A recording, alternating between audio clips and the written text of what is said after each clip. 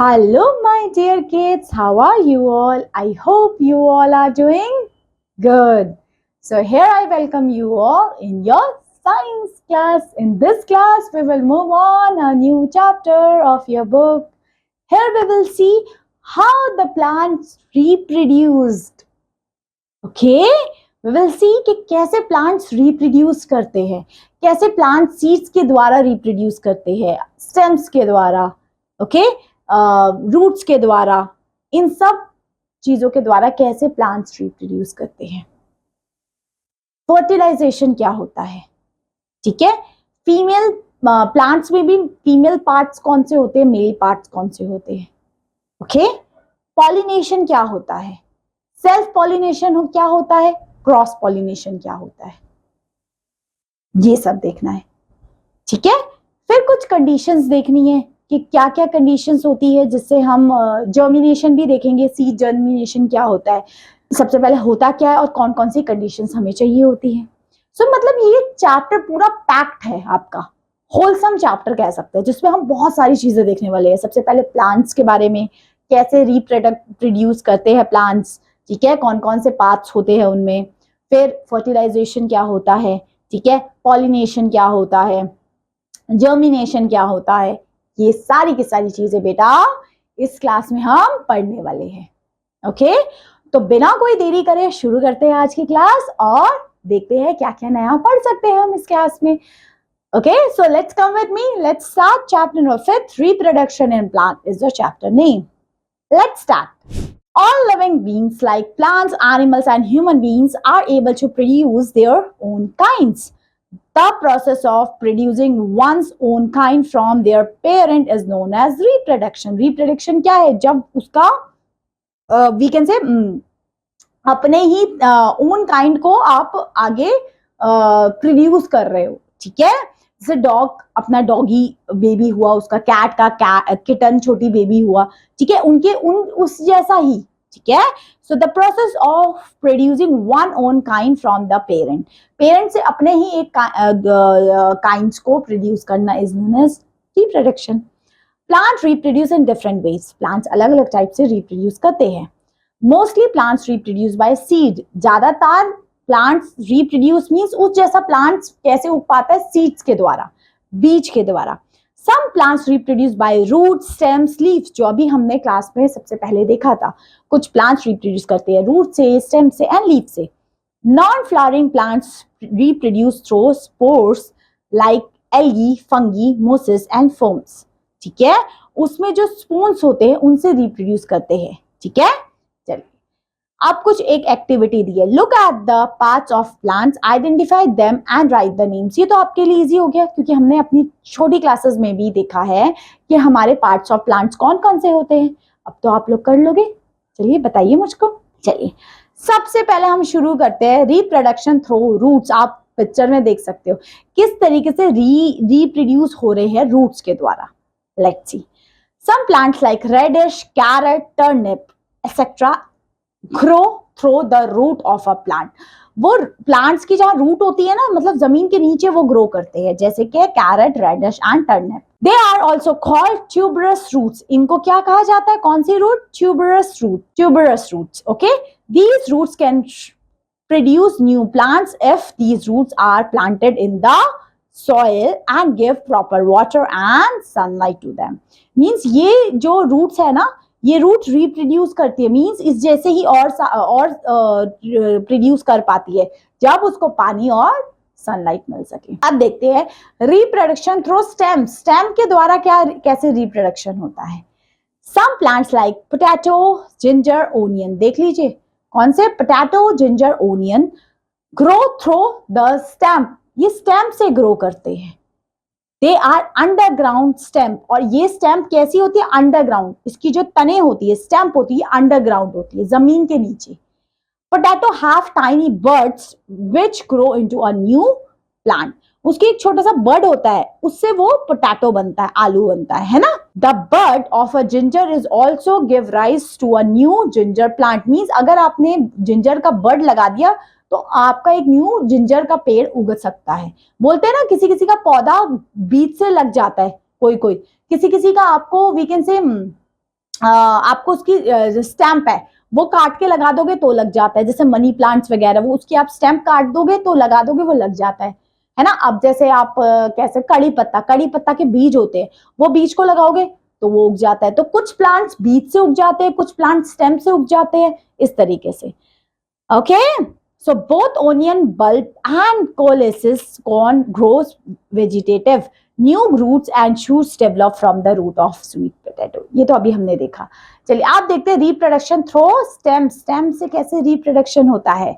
So Bromelium and Bellonium reproduce through bud growing on their leaves. जो leaves में उनकी जो कली होती है उससे होता है। These buds develop into new plants, और ये बर्ड ही डेवलप होते हैं न्यू प्लांट्स में। Each new plant bears a bunch of roots and small leaves, है ना। अब देखते हैं रिप्रोडक्शन थ्रू स्टैम्प कटिंग। ये तो मैंने आपको बताया ना, जैसे स्टैम्प को काट के आपने लगा दिया तो उग जाएगा। ये देखो दो जगह आपको दिखा रखा है, तो वो कैसे होता है, let's C. New plants can grow from pieces of stem. Stem की पीसेस से नया प्लांट उग जाता है। Okay, stem cutting have bud on them. Okay, when these pieces are planted in the soil, a new plant grow from each bud. Example sugarcane and rose. Rose का भी आप stamp लगा दीजिए, sugarcane का भी तो नया प्लांट उगाता है। अब ग्राफ्टिंग क्या होता है, grafting, grafting, grafting, it's not drafting, grafting is a method in which stem of superior quality plant are attached to the stem of ordinary plant to reproduce superior varieties. Orange mangoes and guavas are growing grafted. इस तरीके से हम orange mango को grow करते हैं। ठीक, चलिए आप देखते हैं रिप्रोडक्शन थ्रू सीड। सीड के द्वारा कैसे रिप्रोडक्शन होता है, let's see. Mostly plants are grow from seed. ज्यादातर प्लांट्स किससे उगते हैं, सीड, बीज से। Okay, seed are hidden in the fruits. Fruits के अंदर ही सीड होता है। ओके, आपको दिखता नहीं है। Flower change into fruit. Flower किसमें, फ्रूट में चेंज हो जाता है। Okay, so flower are involve in the reproduction in the plants and produce fruits and seeds. अब देखते हैं पूरा का पूरा प्रोसेस क्या होता है। अ कंप्लीट फ्लावर हैज 4 आप पार्ट्स बोल सकते हैं। फर्स्ट है calyx, corolla and androecium is the male reproductive parts. ये तीनों के तीनों मेल रिप्रोडक्टिव पार्ट्स है, जिसको हम बोलते हैं, जिसको हम कह सकते हैं क्या, स्टेमन। क्या है ये, स्टेमन का पार्ट्स। ठीक है, सो और जो फीमेल रिप्रोडक्टिव पार्ट है इसको बोलते हैं जाइनोसियम। क्या बोलते हैं, जाइनोसियम, जो फीमेल रिप्रोडक्टिव पार्ट है। ओके, अब क्या इनका क्या रोल होता है, let's C one by one. सबसे पहले इसको रब कर देते हैं। चलिए अब देखते हैं कि हमारा जो मेल रिप्रोडक्टिव पार्ट है क्लाइनेक्स, इसका क्या रोल होता है। तो calyx provide protection to the inner part of a flower. So flower को प्रोटेक्शन देता है कौन, calyx. Okay, next corolla attracts insect for pollination. So corolla जो होता है वो क्या अट्रैक्ट करता है, इंसेक्ट्स को अट्रैक्ट करता है। ठीक है, और जो थर्ड है जो हमने देखा था एंड्रोरियम इज कंपोज ऑफ स्टेमन। एंड्रोरियम में स्टेमन होता है, और स्टेमन में कौन सी दो चीज होती है, एंथर एंड फिलामेंट। एंथर और फिलामेंट ये मेल फ्लावर के मेल रिप्रोडक्टिव ऑर्गन्स होते हैं। ओके, एंड फीमेल्स में रिप्रोडक्टिव ऑर्गन्स जो होते हैं, जिसको हम जाइनोसियम बोलते थे, फीमेल रिप्रोडक्टिव ऑर्गन में 3 चीजें होती है।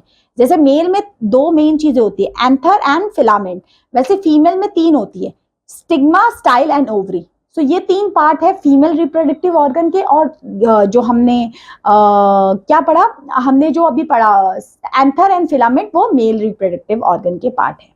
ओके, चलिए ये इंपॉर्टेंट चीज है। अब देखते हैं पॉलिनेशन क्या होता है, क्या समझते हैं पॉलिनेशन से, लेट्स सी।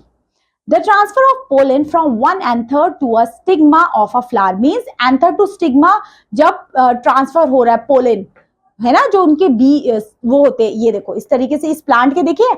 अच्छा, ये एक प्लांट होता है China rose type I think बोलते हैं। इसमें ना इसके येलो येलो से होते हैं। तो ये क्या हवा से उड़ के जाते हैं, मींस एक स्टिग्मा, हमने देखा था स्टिग्मा किसका पार्ट है, मेल रिप्रोडक्टिव ऑर्गन का पार्ट है। Sorry, anther male reproductive part का पार्ट है, और वो स्टिग्मा पे जाता है। स्टिग्मा फीमेल का पार्ट है। Okay, so it's known as pollination. इसी प्रोसेस को पॉलिनेशन कहते हैं। The transfer of pollen, pollen का ट्रांसफर होना कहां से कहां तक, एंथर टू स्टिग्मा तक ट्रांसफर होना is known as pollination. Pollination is of two types, दो टाइप के पॉलिनेशन होते हैं, self pollination and cross pollination. In self pollination pollen grains from the anther of a flower is carried over the stigma of the same flower. Means flower में दोनों चीजें होती है, male and female, but अगर same flower में के anther से जाके स्टिग्मा में जाता है, सेम फ्लावर होगा तो वो होगा हमारा सेल्फ पॉलिनेशन। क्यों? क्योंकि इसमें दूसरे फ्लावर तक नहीं जा रहा, उसी फ्लावर में ट्रांसफर हो रहा है। ठीक है, उसी फ्लावर में जो पोलन है वो ट्रांसफर हो रहा है आपका एंथर टू स्टिग्मा में। ठीक है, इसमें देखो यहां लिखा है, in the self pollinations the pollen grain transfer from anther of a flower are carried over the stigma of the same flower. इसमें फ्लावर सेम होता है। In the cross pollination, the pollen grains from the anther of a flower are carried over the stigma of the another flower. Cross pollination में क्या होगा, एक flower का anther से pollen grain उड़ के जाएगा और वो दूसरे फ्लावर के स्टिग्मा पे जाके चिपक जाएगा। समझे? इस तरीके से wind and insects are the main agents of cross pollination. अब ये क्रॉस पॉलिनेशन होगा कैसे, पोलन ग्रेन एक फ्लावर से दूसरे फ्लावर में कैसे ट्रांसफर होंगे, हवा की वजह से और इंसेक्ट्स की वजह से। हवा जब चलती है तो वो ट्रांसफर हो जाते हैं। ठीक है, इस तरीके से। तो ये है पॉलिनेशन और इसके दो type, self pollination and cross pollination. अब देखते हैं फर्टिलाइजेशन क्या होता है। ठीक है, फर्टिलाइजेशन क्या होता है, let's see. Pollination is followed by fertilisation. अब पॉलिनेशन होगा, अगर पोलन ग्रेन मेल से फीमेल में जाएंगे तो फर्टिलाइजेशन होगा, है ना। The fusion of male gametes into the fusion of male gametes with the female gametes is known as fertilisation. जब वो मेल से जो उसका पोलन ग्रेन फीमेल में आएगा, तो मेल और फीमेल अगर कनेक्ट होंगे सो फर्टिलाइजेशन होगा, है ना। The male gametes is produced by the pollen grain, the female gametes is in the ovum. Ovum में आपका फीमेल का गैमेट्स होते हैं। Okay, the ovum after fertilisation develop into seed. Ovum में ऑफ कोर्स देखो ओवम क्या होता है, मैं यहाँ पे बना हुआ नहीं है, जैसे समझो ये है ओवम, ये नीचे। सो जब यहाँ पे आएगा आपका एंथर से उड़ के पोलन ग्रेन, जब ये इसके ओवरी में जाएगा, सो ओवरी में जहां मेल एंड फीमेल गैमेट्स होते हैं ये दोनों मिलेंगे, सो यहाँ पे फर्टिलाइजेशन होगा। ठीक है, एंड यहाँ पे we can say after the ovum after fertilisation develop into seed, फिर वहां पे सीड होगा।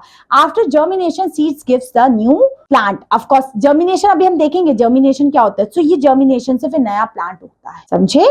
लेट्स सी अब जर्मिनेशन होता क्या है, सीड जर्मिनेशन से क्या चीज समझते हैं हम लोग। Let's see, I am hoping fertilisation pollination आपका क्लियर हो गया होगा। Let's see, germination means development of a seed into a seedling. Means किस तरीके से सीड बीज देखो किस तरीके से ग्रो किया, फोटो से देख पा रहे हो ना, यही है। सो सोइंग 4-5 बीन्स ऑफ वाटर, आपने देखा कि आपने 4-5 बीन्स को ग्रो किया, वाटर फॉर 24 आवर्स तक आपने दिया, they will swell. Observe one of these swells beans. आपने ये बीन होती है, इसको आप ऑब्जर्व करेंगे। This is outer covering, seed coat होता है and a grid on the one side. The seed coat protect the delicate inner parts of the seed. Remover of seed gently and you will see two sharpened parts. They are known as cotyledons. We can say cotyledons. Okay, cotyledons are joined together. Now separate the cotyledons. You will find the thickest tappings part known as radicle. Join to the radicle to the another leaf shaped part. This is known as palmum.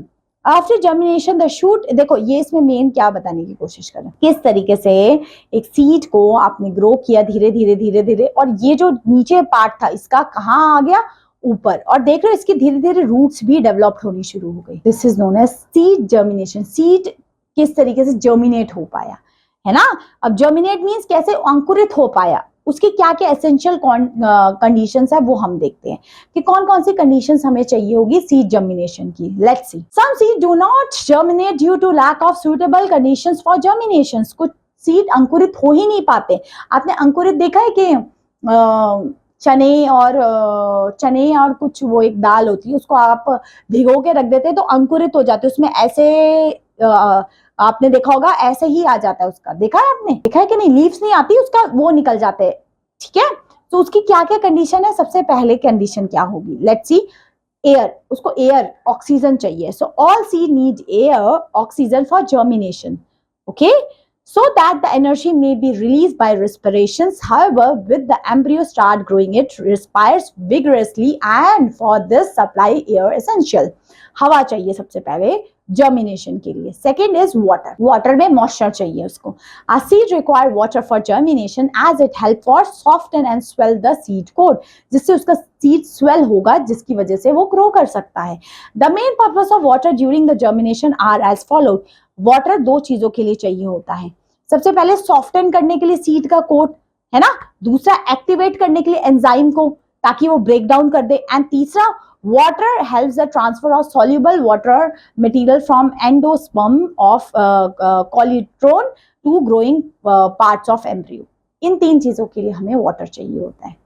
Next है temperature. तापमान भी चाहिए होता है. A seed needs proper temperature in order to grow properly. Seed को proper temperature चाहिए grow करने के लिए. The favorable temperature for germination for most seeds are between 25 degrees Celsius to 30 degrees Celsius. तक 25 to 30 डिग्री हमें temperature चाहिए. In general, seeds of plants growing in tropical countries require higher temperature for germination than those of temperate countries. ठीक है. सो ये temperature difference होता रहता है country to country. Next है लाइट भी चाहिए उसको.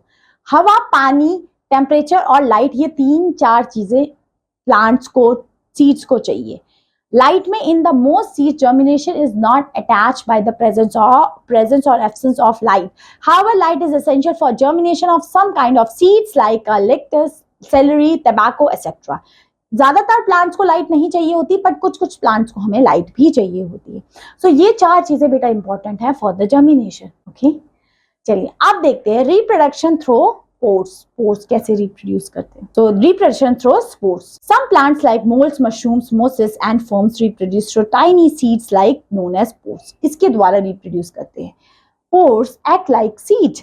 When spores get suitable environment, they can grow into new plants. ये एक सीड की तरह होते हैं. अगर इनको फेवरेबल कंडीशन मिल जाती है तो ये ग्रो कर लेते हैं. चलिए अब देखते हैं डिस्पर्सल ऑफ सीड. सीड्स कैसे एक जगह से दूसरी जगह ट्रांसफर होते हैं. Let's see. We know that plants can not move one place to another place. हमने देखा है प्लांट्स एक जगह से दूसरी जगह मूव नहीं कर सकते. Then how they are found everywhere. Plants produce a large number of seeds. If all of them were fallen under the mother plant, they would grow into a crowded condition. Of course, seed का dispersal होना important है. क्यों? क्योंकि अगर एक ही जगह पे सारे सीड्स उग जाएंगे तो ये बहुत ज्यादा डिफिकल्ट हो जाएगा, है ना. सो सीड को प्रॉपर डिस्पर्सल कराना भी इंपॉर्टेंट है. So in such condition many will be die due to lack of space, air and water. Of course एक ही जगह सारे seeds आपने डाल दिए, so वो लोग वो उग ही नहीं पाएंगे, क्योंकि हर plants को अपनी अपना space, proper जगह चाहिए होती है grow करने की.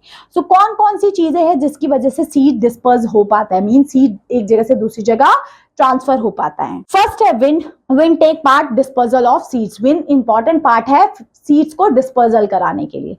सेकेंड बेटा water. Seed and fruit that fall in or near with water are carried by water. water कभी कभी देखते हैं ना seeds ले जाती हैं. जो भी seeds पानी में मतलब मिट्टी में होते हैं उनको क्या पानी एकदम ले जाता है. तो water भी dispersal का काम करता है seed को. next है animals भी. so human beings and animals eat fruits and throw the seeds. of course animals और plants, स्पेशली अगर हम एप्पल की बात करें, उसका एप्पल खाया, उसका बीज हमने फेंक दिया. अगर वहां पे टेम्परेचर उसके अकॉर्डिंग है तो वहां पे एप्पल का प्लांट उग जाएगा. ऑफ कोर्स सीड फेंकने से नहीं प्लांट उग जाएगा, उसको फेवरेबल कंडीशन भी चाहिए. हवा, पानी, टेम्परेचर सब मिलेगा तभी उगेगा, ऐसे नहीं उग सकता. क्लियर. उसके बाद explosion means some fruits burst open and explode हो जाते हैं ना, बस्ट होके, तो उसमें से सीड निकल जाते हैं ड्रर करके. तो इस तरीके से सीड का डिस्पर्सल हो जाता है. मीन्स सीड एक जगह से दूसरी जगह फैल जाते हैं. तो या this is the whole chapter of your book. I am hoping this chapter is totally clear to you. समझ में आया अच्छे से? चलिए अब क्वेश्चन आंसर्स करते हैं, देखते हैं किस किस को कितना समझ में आया. It is called a bulb. किसको बोलते हैं? अभी ऊपर देखा था ओनियन. अब बोलोगे मैम कहाँ था? मैं आपको इसलिए लाइन लगाती जाती हूँ ताकि आप लोग जब पढ़ोगे, ये रहा onion is called a bulb. देखा, ये है लाइन लगाने का मतलब, है ना. This part has tuberous root. Tuberous root अभी हमने देखी थी किसकी होती थी, ये रही देखो।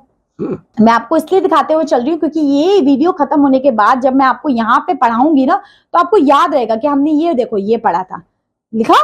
अब ट्यूबुलस रूट किसकी होगी, बिल्कुल हमने देखा था रेडिश की, कैरेट की, है ना, टर्निप की, इनकी होगी। देखते हैं कौन सा ऑप्शन हमारे पास लिखा हुआ है। ऑफ कोर्स रेडिश लिखा, सो रेडिश की option third. The male reproductive part of a flower, flower का मेल रिप्रोडक्टिव पार्ट क्या होता है। अब आप बोलोगे मैम ये कहाँ लिखा है, यहाँ लिखा है, ये रहा स्टेमन।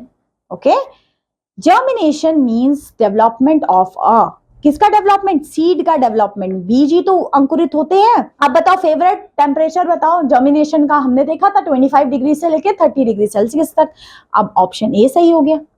नेक्स्ट फिल अब बताइए, मोस्टली प्लांट रिप्रोड्यूस थ्रू, ज्यादातर प्लांट्स किससे रिप्रोड्यूस करते हैं, सीड से। Next, the fusion of male gametes with female gametes, female and male gametes का फ्यूजन होगा तो ये फर्टिलाइजेशन है। Third, the fill in the blank receive the pollen grain, pollen grain कहां पे रिसीव होता है, स्टिग्मा पे। Okay, seed from most plant germinate more quickly in the dark. Next is true false, non flowering plants reproduce through pores, of course non flowering plants अपने spores से reproduce करते हैं।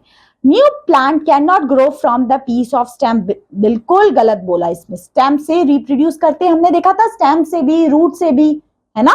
अब देखते हैं, कोलोरा अट्रैक्ट इंसेक्ट्स, बिल्कुल ये insects को अट्रैक्ट करने का काम करता है ना, ये हमने देखा था मेल रिप्रोडक्टिव ऑर्गन में।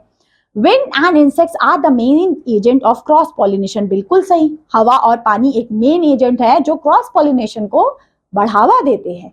नेक्स्ट है कॉटन एंड हिफिड्स हैव हेयरी ग्रोथ, बिल्कुल सही सही। आप बताइए, गिव रीजन तो बता देंगे, क्या करना है। Most plants germinate more quickly in dark, why. चलिए ये होमवर्क ही दे देते हैं, देखते हैं आप लोग कितने बच्चे इसका आंसर देंगे। I want all of you to give the answer, okay, I will check it also. Okay, second question, the plants are found everywhere even when they cannot move from one place to another place. कैसे reproduce होते हैं plants, तो एक जगह से दूसरी जगह जाते नहीं, तो रिप्रोडक्शन कैसे होता था अभी हमने क्लास में देखा है। चलो चलो मुझे आंसर बताओ फटाफट। चलिए अब देखिए, अब मुझे मैच करिए, ग्राफ्टिंग से क्या उगता था, शुगर केन, भी देखा था हमने। चलिए आगे देखिए, sugar cane not, orange, orange आप बता नहीं रहे मैम को, है ना, हेल्प नहीं कर रहे। ऑरेंज, स्टेम कटिंग से उगता था शुगर केन। सीड, सीड कहाँ पे होता है, सीड होता है हमारा कहाँ पे, अच्छा ओवरी। अच्छा एंथर, एंथर क्या है, एंथर तो आपका क्या होता है, अच्छा पोलन ग्रेन, पोलन ग्रेन तो ओवरी में जाएंगे, है ना। सीड कहाँ जाएगा, ओवल्स में जाएगा, तभी तो होगा। और एंथर किसका पार्ट है, पोलन ग्रेन का। ओके, चलिए आप करते हैं हम question and answer. What is reproduction, सबको पता है, to produce one own kind is known as from the parent body is known as reproduction। अब आप देख सकते हैं प्लांट्स में डिफरेंट रिप्रोडक्शन मेथड्स कौन कौन से थे, अभी हमने डिस्कस किए। Okay, what is the condition necessary, अब जर्मिनेशन की कंडीशन सब लिख लोगे, एयर चाहिए, वाटर चाहिए, टेम्परेचर चाहिए, है ना। डिस्पोजल कर लोगे, डिस्पोजल सीड्स का कैसे होता है, हवा की वजह से, पानी की वजह से सीड्स डिस्पोजल होते हैं, अभी हमने देखा, पूरा का पूरा आप लिख लोगे। How do potato and ginger reproduce, अभी देखा था स्टेम से कैसे रिप्रोड्यूस करते थे पोटैटो एंड जिंजर, तो ये तो आपके लिए इजी पीजी हो गया। ओके, अब ये तो डेफिनेशन लिखनी है, पॉलिनेशन क्या होता है, ग्राफ्टिंग क्या होता है, स्पोर्स क्या होता है, अभी हमने क्लियर किया इस क्लास में। आई एम होपिंग सो कि आप इनके आंसर्स अच्छे से लिख लेंगे, अच्छे से समझ आया chapter. So that's all my dear learners for this class, this chapter. I will meet you in your next class. Till then, thanks for watching. Bye bye.